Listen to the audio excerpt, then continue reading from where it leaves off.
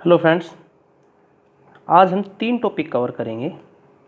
Energy stored in capacitor, numerical on energy stored in capacitor, numericals on breakdown voltage of combination of capacitor. Okay, energy stored in capacitor हम 2 तरीके से solve करने वाले हैं। एक तो इंटीग्रेशन के तरीके से और दूसरा एकदम सिंपल वे होगा जिसमें अपन एवरेज वैल्यू निकालते हैं, उस तरीके से ये निकाल लेंगे। जिन लोगों को इंटीग्रेशन नहीं आता वो लोग इस वाले मेथड को फॉलो कर लेना। स्टार्ट करते हैं। एनर्जी स्टोर्ड इन कैपेसिटर, ये अपना एक कैपेसिटर है, पैरेलल प्लेट कैपेसिटर, जिसकी प्लेटें मेटल की बनी हुई है। कैपेसिटर को एक V वोल्ट की बैटरी से कनेक्ट कर देते हैं। कैपेसिटर का कैपेसिटेंस है जो C फैरड है, जिसको धारिता कहते हैं, कैपेसिटेंस C फैरड है। जब हम इसको बैटरी से कनेक्ट करते हैं तो बैटरी की पॉजिटिव प्लेट इस मेटल धातु है तो इसमें फ्री इलेक्ट्रॉन्स होंगे, तो इन फ्री इलेक्ट्रॉनों को पॉजिटिव प्लेट अपनी तरफ अट्रैक्ट करेगी, अर्थात आकर्षित करेगी, और नेगेटिव प्लेट इन इलेक्ट्रॉन्स को रिपेल करेगी। तो बैटरी क्या कर रही है, इधर से इलेक्ट्रॉन खींच रही है और इधर इलेक्ट्रॉन डाल रही है। जहाँ से इलेक्ट्रॉन अपन निकाल लेंगे, ये इलेक्ट्रॉन निकाल लिए अपन ने, पॉजिटिव प्लेट ने अट्रैक्ट किया। अब इलेक्ट्रॉन पर नेगेटिव आवेश होता है, ऋण आवेश होता है, तो ऋण आवेश नेगेटिव प्लेट की तरफ तो नहीं जाएगा। नेगेटिव प्लेट तो ऋण आवेश को रिपेल करती है, प्रतिकर्षित करती है। जबकि अपन अंदर देख रहे हैं इधर इलेक्ट्रॉन आए, उसके लिए ज़रूरी है कि इलेक्ट्रॉन इसके बीच में से पास होगा, और इसके बीच से पास होने के लिए पॉजिटिव प्लेट से नेगेटिव प्लेट की तरफ आना पड़ेगा। लेकिन नेगेटिव प्लेट तो इलेक्ट्रॉनों को रिपेल करेगी, अर्थात यहाँ पर बैटरी को काम करना पड़ता है, वर्क डन करना पड़ता है ना। तो ये काम करेगी बैटरी इलेक्ट्रॉन को इधर से इधर लाने के लिए, नेगेटिव प्लेट के ऊपर ले जाने के लिए। ठीक है, ये काम किया बैटरी ने और इलेक्ट्रॉन्स को इधर फेंक दिया। और ये इलेक्ट्रॉन कहाँ आके स्टोर हो जाएंगे, इस वाली प्लेट पर। जिस प्लेट पर इलेक्ट्रॉन स्टोर होंगे आके, उस प्लेट पर तो कौन सा आवेश आ जाएगा, ऋण आवेश। जहाँ से इलेक्ट्रॉन निकलते हैं वहाँ पर कौन सा आवेश आ जाता है, धनावेश। जहाँ से इलेक्ट्रॉन निकल गए अर्थात ऋणावेश निकल गया तो क्या आ गया, धनावेश। तो मान लिया प्लस Q चार्ज आ गया इस पर, और इस पर कौन सा चार्ज आ गया, माइनस Q चार्ज आ गया। ये इलेक्ट्रॉन कब तक यहाँ से निकल कर और यहाँ जाके स्टोर होते रहेंगे, जब तक इस कैपेसिटर का वोल्टेज बैटरी के वोल्टेज के बराबर नहीं हो जाएगा। अर्थात जब इस कैपेसिटर पर V वोल्ट आ जाएगा, कितना voltage, potential difference on this capacitor, जब V वोल्ट हो जाएगा तब ये इलेक्ट्रॉन्स का फ्लो होना बंद हो जाएगा और कैपेसिटर फुल्ली चार्ज हो जाएगा। उस कंडीशन को फुल्ली चार्ज होना कहते हैं। जब किसी कैपेसिटर को बैटरी से कनेक्ट किया जाता है और इसमें करंट फ्लो होना बंद हो जाती है, उस टाइम पर कैपेसिटर फुल्ली चार्ज हो जाता है। तो बैटरी ने जो वर्क किया है वो कहाँ स्टोर हुआ है, वो इस कैपेसिटर के अंदर स्टोर हुआ है। बात करते हैं एनर्जी की। एनर्जी होती ही क्या है, एनर्जी क्या है, कार्य करने की क्षमता, ability to do work, called energy. और वर्क किसने किया है, बैटरी ने। ये स्टोर कहाँ हुआ है, कैपेसिटर के अंदर। किस फॉर्म में स्टोर हुआ है, इन the form of electric field, electric field की फॉर्म में। देखो, पॉजिटिव से नेगेटिव प्लेट की तरफ इलेक्ट्रिक फील्ड की लाइनें होंगी। ये इलेक्ट्रिक फील्ड की लाइन है जिसको अपन इलेक्ट्रिक फील्ड को ई से लिखते हैं। इस फॉर्म के अंदर कैपेसिटर के अंदर एनर्जी स्टोर हो गई। ओके, अब अपने को कैलकुलेट करनी है कि एनर्जी कितनी स्टोर हुई है। ओके, उसके लिए देखें, मान लो DQ चार्ज को अपन ने एक प्लेट से उठाया और दूसरी प्लेट पर डाल दिया। कितने चार्ज को, DQ। DQ का मतलब क्या है, बहुत स्मॉल, D लगाने का मतलब हो जाता है बहुत स्मॉल चार्ज को। ये करने के लिए बैटरी को कितना वर्क करना पड़ा, मान लो थोड़ा सा वर्क करना पड़ा, DW। ठीक है, काम करना पड़ा जिसको कह दिया अपन ने DW। इससे कैपेसिटर के ऊपर थोड़ा सा चार्ज आ गया जिसको अपन ने बोल दिया V। क्लियर है, ये कंडीशन मान ली कि बैटरी ने DW वर्क किया, जिससे DQ चार्ज एक प्लेट से उठा के अपनी दूसरी प्लेट पर डाल दिया। इससे कैपेसिटर की प्लेटों के बीच में पोटेंशियल डिफरेंस V हो गया। ओके, यहाँ तक समझ में आ गया। अब देखते हैं V इजकस टू क्या होता है, DW/DQ। V क्या है, वोल्टेज। वोल्टेज क्या होता है, work done on a unit positive charge is called voltage. ठीक है, मैंने एक लेक्चर में मैंने वोल्टेज के बारे में काफ़ी डिटेल में डिस्कस किया है, आप वो लेक्चर देख सकते हैं। तो यहाँ से डी डब्ल्यू निकालें। डी डब्ल्यू क्या होगा, डी डब्ल्यू is equals to v into d q. When we integrate both side, दोनों साइड को जब अपन इंटीग्रेट करते हैं, समाकलन करें, तो डी डब्ल्यू का तो क्या हो गया, डब्ल्यू। इसको इंटीग्रेट करेंगे किसके रेस्पेक्ट में, डी क्यू के रेस्पेक्ट में, तो वोल्टेज को क्यू की टर्म्स में लिख लो। तो वी नो दैट, हमें ये पता है कि क्यू इजकस टू होता है सी वी, कैपेसिटेंस के फॉर्मूले से क्यू इजकस टू सी वी। तो वी इजकस टू निकालना है तो क्या हो गया, क्यू अपॉन सी। तो integration of q upon c into d q. D q के रेस्पेक्ट में इंटीग्रेट करना है। चार्ज कहाँ से, कितने से चार्ज और कितना डालना है अपने को, देखो स्टार्टिंग में चार्ज कितना था, 0। लास्ट में फाइनल पे कैपेसिटर पर चार्ज आ गया क्यू। जब मैं कैपेसिटर के चार्ज की बात करता हूँ तो आपको क्या समझना है, कैपेसिटर की पॉजिटिव प्लेट पर कितना चार्ज है, कितना चार्ज है, क्यू है। तो लास्ट फाइनल स्टेज में कितना चार्ज आ गया इस पर, क्यू। तो इंटीग्रेट करेंगे, 0 से स्टार्ट किया था और फाइनल में आ गया क्यू चार्ज इसके ऊपर, 0 से क्यू के लिए इसको इंटीग्रेट कर देंगे। कैपेसिटेंस तो फिक्स होता है, लिखा होता है कैपेसिटर के ऊपर 4 माइक्रोफैराड, 2.5 माइक्रोफैराड, तो वो कॉन्स्टेंट संख्या को बाहर ले लिया, into 0 to q, q d q, d q के रिस्पेक्ट में इसको इंटीग्रेट कर दें। तो 1 अपॉन सी, क्यू का इंटीग्रेशन हो गया q square divide by 2 from 0 to q. तो when we solve it, 1 upon c, q को रखेंगे तो क्यू स्क्वायर डिवाइड बाई 2, जब 0 को रखेंगे तो 0 का स्क्वायर डिवाइड बाई 2, तो डब्ल्यू इजकस टू आ जाएगा 1 by c into q square divide by 2, अर्थात डब्ल्यू इजकस टू हो गया q square divide by 2c। ये जो वर्क डन किया है किसने किया है, बैटरी ने, बैटरी है ना। ये जो अपन ने सेल कनेक्ट किया था या कहीं बैटरी ने जो कनेक्ट की थी, इसने ये काम किया है, बैटरी के द्वारा किया गया वर्क डन, किया गया वर्क डन, जो ये कंप्लीट वर्क डन नहीं है, बैटरी ने तो बहुत ज़्यादा काम किया था, लेकिन बैटरी के द्वारा किया गया वर्क डन जो कैपेसिटर में स्टोर हुआ है, कैपेसिटर में एनर्जी की फॉर्म में, एनर्जी इलेक्ट्रिकल फील्ड की फॉर्म में, एनर्जी कहें या फिर मैं इसको बोलूँ इलेक्ट्रिक फील्ड की फॉर्म में स्टोर हुआ है। तो जो कैपेसिटर में इलेक्ट्रिक फील्ड के रूप में स्टोर हुआ है, तो ये क्या है, डब्ल्यू, ये वो एनर्जी है जो कैपेसिटर के अंदर स्टोर हुई है। ठीक है, अभी थोड़ी देर में देखेंगे बैटरी ने कितनी सप्लाई की थी, बैटरी ने तो बहुत ज़्यादा सप्लाई की है, लेकिन कैपेसिटर में स्टोर सिर्फ इतनी हुई है, बाकी कहाँ गई, कैपेसिटर गर्म भी तो हुआ है, हीट की फॉर्म में भी तो गई है ना, वो सारी चीज़ें भी देखने वाले हैं। तो वर्क डन अर्थात एबिलिटी टू डू वर्क, अर्थात कार्य करने की क्षमता को एनर्जी कहते हैं। तो ये हो गई एनर्जी जो कैपेसिटर के अंदर स्टोर हुई है। फॉर्मूला निकल के आया है क्यू स्क्वायर अपॉन 2c। तो ये हो गया अपना एक फॉर्मूला।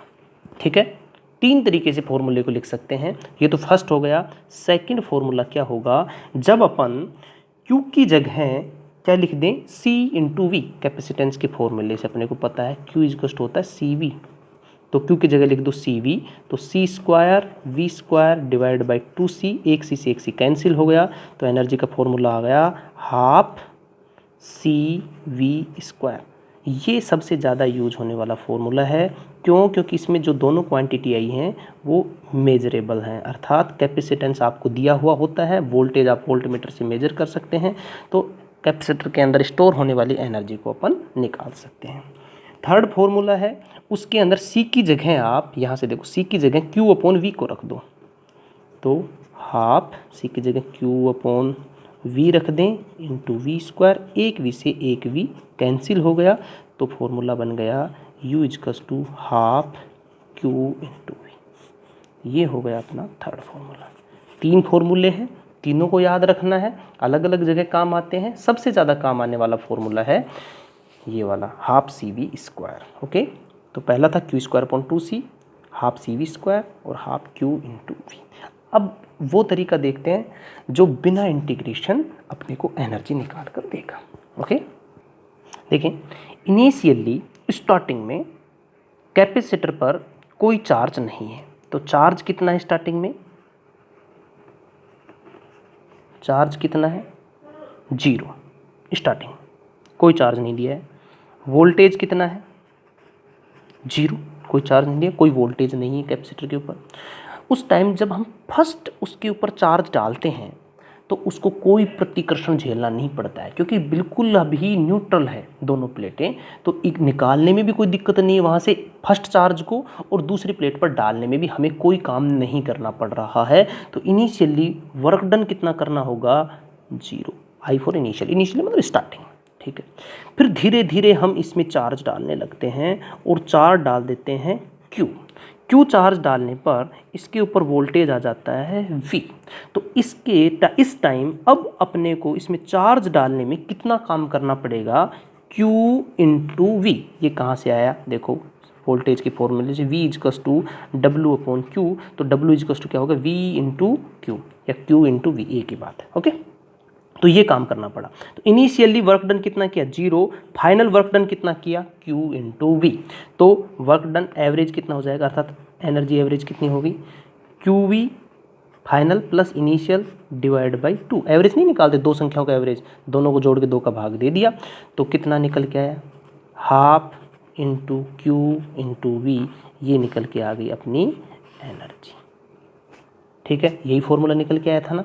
और एनर्जी की यूनिट क्या होती है? जूल। ये भी ध्यान रखें, J लिख दें पीछे, एनर्जी है, पोटेंशियल एनर्जी है, इसलिए मैं इसको U से लिख रहा हूँ। ओके, तो ये दोनों तरीके से एनर्जी निकालना हो गया।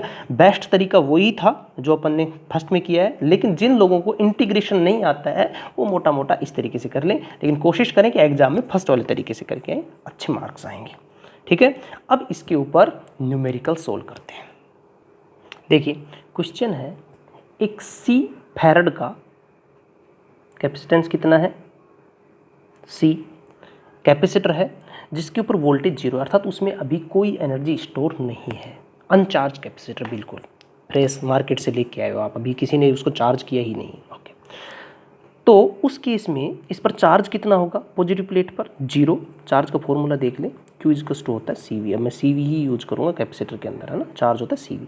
तो इसके ऊपर चार्ज कितना है? 0। इस पर भी, इधर भी कितना है? 0 चार्ज है। ओके, एनर्जी कितनी स्टोर है इसके अंदर? 0, अर्थात U इनिशियल, अर्थात स्टार्टिंग के अंदर एनर्जी कितनी है? 0। कैसे फॉर्मूला लगा सकते हो? Half CV²। वोल्टेज कितना है? 0, तो एनर्जी भी कितनी होगी? 0। ये क्लियर है यहाँ तक? अब देखते हैं कि अपन ने क्या किया है, इसको बैटरी से कनेक्ट कर दिया। बैटरी का वोल्टेज है V, और बहुत देर तक इसको कनेक्ट करके रखा। बहुत देर तक कनेक्ट करने से ये कैपेसिटर चार्ज हो गया, इसकी इस प्लेट पर पॉजिटिव चार्ज आ गया और इस प्लेट पर नेगेटिव चार्ज आ गया, और इस पर वोल्टेज आ जाएगा V। बहुत देर तक कनेक्ट करेंगे तो वोल्टेज बराबर हो जाएगा, पैरेलल वोल्टेज बराबर हो जाता है। ओके, V वोल्ट आ गया।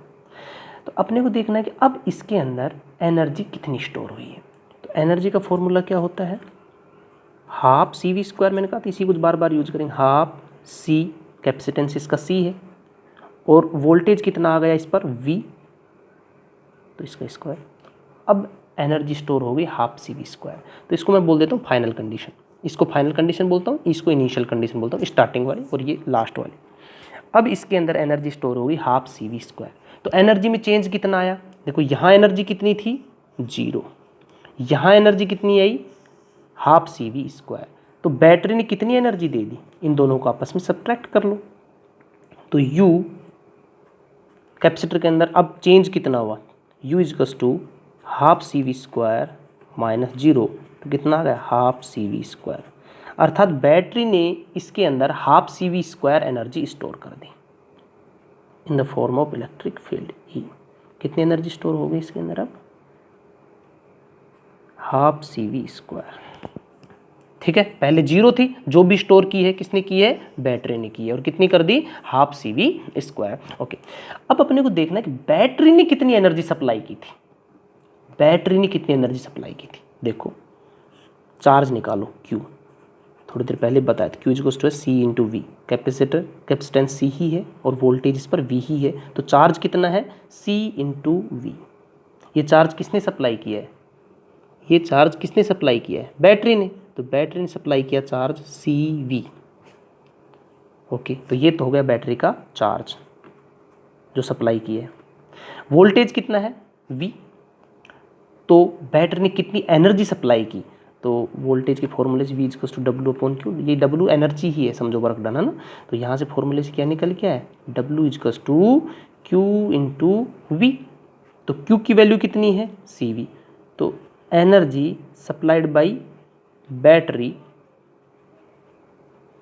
Equals to Q into v, और Q की वैल्यू कितनी है CV इंटू वी, तो क्या है CV स्क्वायर, जूल एनर्जी की यूनिट हो गई जूल।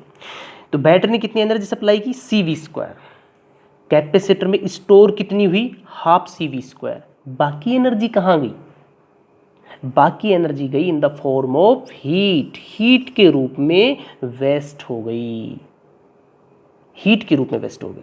और हीट का मतलब तो आप समझ रहे हो, हीट का मतलब क्या है, रजिस्टेंस पर ही हीट प्रोड्यूस होती है इलेक्ट्रिकल के अंदर, क्योंकि हीट का फॉर्मूला होता है I²R, आपने देखा ही होगा है ना। ये ओनली एक ही कंपोनेंट है जो हीट के रूप में एनर्जी को वेस्ट कर सकता है, वो है रजिस्टर, और रजिस्टर सिर्फ एक ही रूप में एनर्जी को वेस्ट कर सकता है, वो है हीट। दोनों बातें एक दूसरे का अपोजिट है। तो एनर्जी वेस्ट हुई है हीट के रूप में, अर्थात यहाँ कोई ना कोई रजिस्टेंस है, रजिस्टेंस है, किस किस का रजिस्टेंस हो सकता है, बैटरी का इंटरनल रजिस्टेंस है, कुछ वायर का रजिस्टेंस है, कुछ कैपेसिटर के अंदर इंटरनल रजिस्टेंस है, उन सब रजिस्टेंस के ऊपर हीट के रूप में एनर्जी वेस्ट हुई है, और उसकी वैल्यू कितनी है हाफ CV स्क्वायर। कैसे निकल के आई, बैटरी ने सप्लाई की है CV स्क्वायर, ठीक है, बैटरी ने सप्लाई की CV स्क्वायर, स्टोर कितनी हुई हाफ CV स्क्वायर कैपेसिटर के अंदर, बच कितनी गई हाफ CV स्क्वायर। ये हाफ CV स्क्वायर कहाँ गई, इन the form of heat, heat के रूप में वेस्ट हो गई। ठीक है, ये तो था सिंपल, और ये बार बार पूछा जाता है आपसे, ये क्वेश्चन पूछा जाता है कि बैटरी ने कितनी एनर्जी सप्लाई की, तो बैटरी ने की CV स्क्वायर, कैपेसिटर में कितनी स्टोर हुई हाफ CV स्क्वायर, हीट के रूप में कितनी चली गई half CV square, in the form of heat कितनी गई हाफ CV स्क्वायर। इन दोनों को जोड़ो, इसके बराबर आ जाएगी। ओके, ये क्वेश्चन बार बार पूछा जाता है। अब जो नेक्स्ट क्वेश्चन कर रहे हैं वो बहुत ही इंपॉर्टेंट है।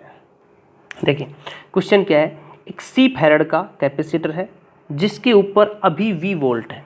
कैसे है, क्योंकि पहले से किसी ने इसको चार्ज करके रखा हुआ है ना। अब आप इसके दोनों टर्मिनलों को मिलाएंगे तो एक चिंगारी नजर आएगी, है ना। तो अर्थात इसमें अब जो कंडीशन दी है वो ये है कि पहले से कैपेसिटर चार्ज है अपने पास। तो बताओ इसके अंदर अब एनर्जी कितनी स्टोर है, हाफ कैपेसिटेंस C है, वोल्टेज V है, हाफ CV स्क्वायर जूल, ये इसके अंदर एनर्जी स्टोर है।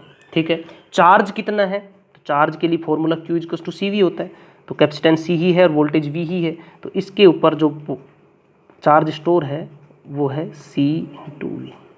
ये है अपनी इनिशियल कंडीशन, स्टार्टिंग की कंडीशन। अब क्या किया मैंने, इस कैपेसिटर को इसी कंडीशन में, जब ये चार्ज है वो V वोल्ट तक, इस कंडीशन में इसको उठाया और यहाँ पर बैटरी से कनेक्ट कर दिया, बीच में स्विच है। अब मैं आपके सामने इस स्विच को क्लोज कर रहा हूँ, क्लोज कर दिया, कैपेसिटेंस है और पहले इस पर वोल्टेज अभी V था, क्लोज कर दिया और बहुत देर तक इसको क्लोज रखता हूँ। तो बहुत देर तक क्लोज रखता हूँ तो ये चार्ज और होने लगेगा, और चार्ज होगा, और एनर्जी स्टोर करेगा, और इसके ऊपर वोल्टेज अब कितना आ जाएगा 3V, पैरेलल में वोल्टेज सेम हो जाएगा। अब वोल्टेज इस पर कितना आ गया 3V, पहले V था अब 3V आ गया।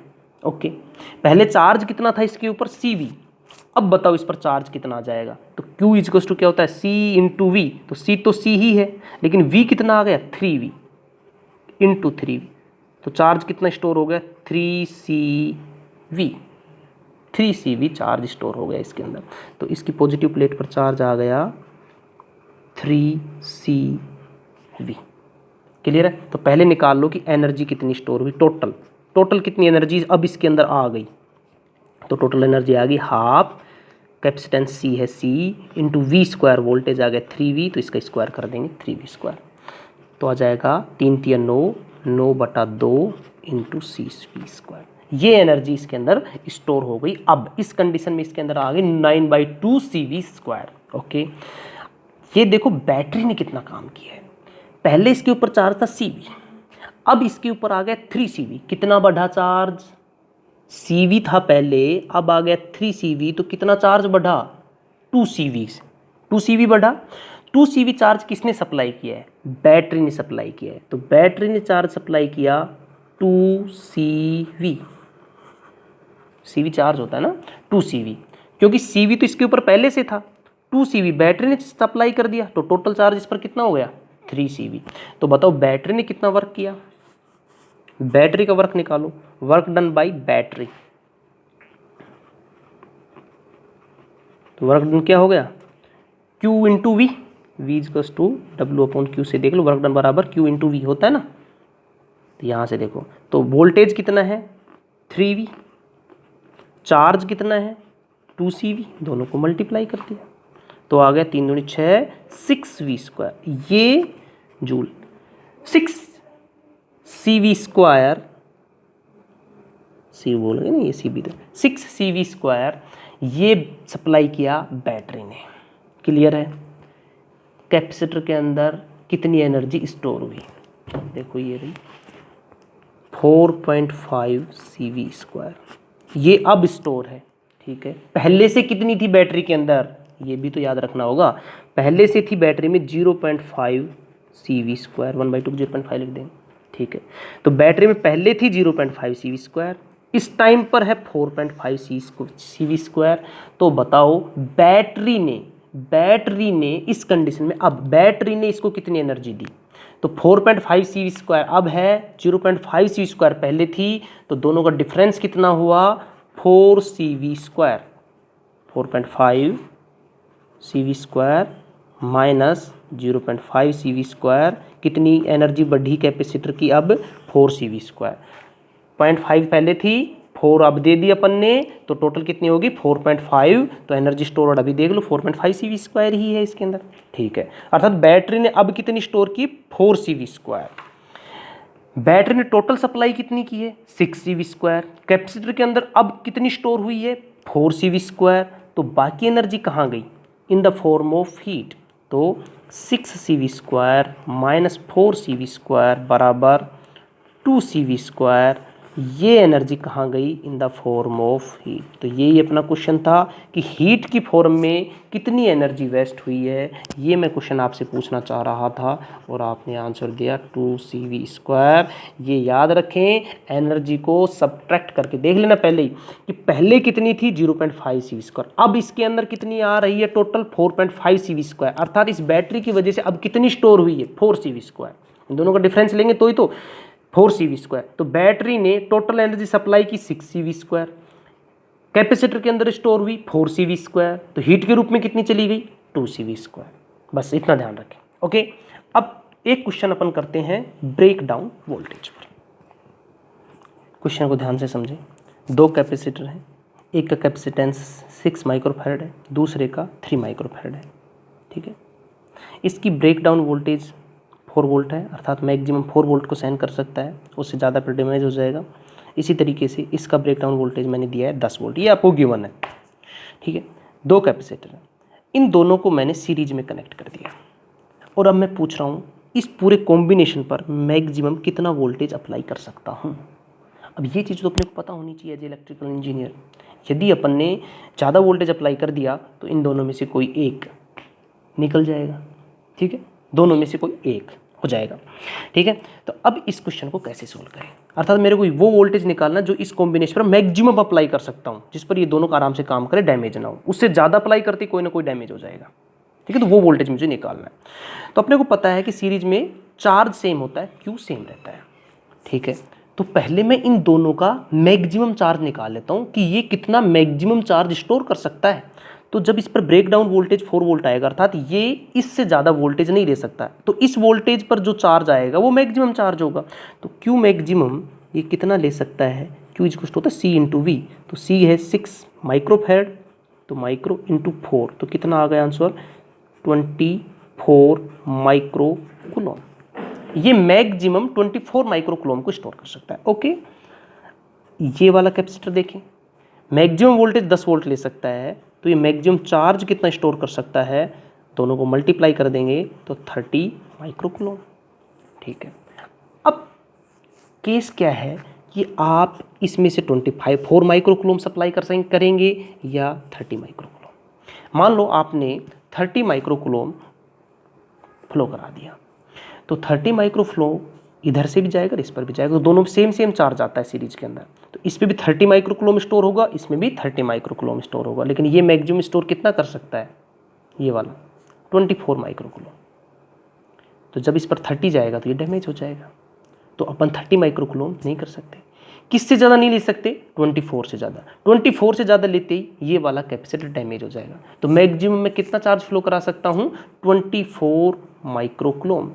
मतलब अपने को सारे कैपेसिटर को सेफ रखना है और मैक्सिमम भी लेना है, तो मैक्सिमम अपन कितना ले सकते हैं, 24। अब आप ये मत कह देना सर 2 माइक्रोकूलम फ्लो करा दो 5, अपने को मैक्सिमम लेना है। मैक्सिमम कितना ले सकते हैं, 24 माइक्रोकूलम।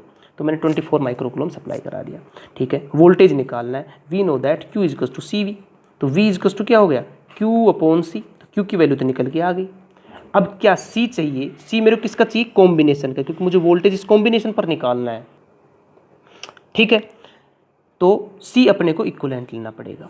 तो सीरीज के अंदर 2 कैपेसिटर जुड़े हुए हैं, तो ये किस तरीके से निकलेगा, जैसे रेजिस्टेंस में पैरेलल में निकलता था, है ना, कैपेसिटर में पैरेलल की तरह हो जाता है ये, मतलब रेजिस्टेंस का पैरेलल, कैपेसिटर का सीरीज एक जैसा।